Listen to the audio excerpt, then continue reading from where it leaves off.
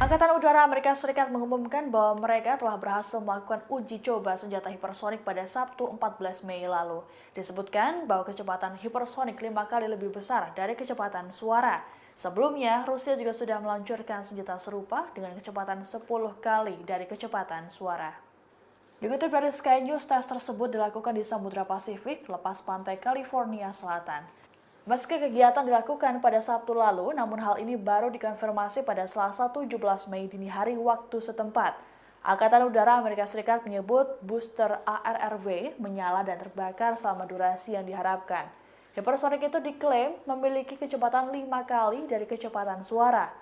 Kegiatan ini terjadi selang beberapa minggu setelah Inggris, Amerika Serikat, dan Australia sepakat bekerja sama dalam persenjataan hipersonik dan anti-hipersonik. Kesepakatan 3 negara atau yang disebut dengan AUKUS yang pertama kali diumumkan pada September lalu mulanya berkonsentrasi pada pengembangan kapal selam nuklir. Hal ini buntut dari kekhawatiran yang meningkat atas Cina. Namun fokus tersebut berkembang imbas meningkatnya ketegangan antara Ukraina dan Rusia.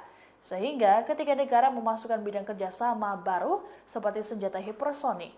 Maret lalu, Rusia melaporkan bahwa mereka telah mengerahkan rudal hipersonik Kinzhal di Ukraina. Rudal ini diklaim dapat terbang dengan kecepatan 10 kali kecepatan suara. Tidak hanya itu, senjata ini juga tak dapat dilacak ataupun dicegat dengan sistem pertahanan yang ada saat ini.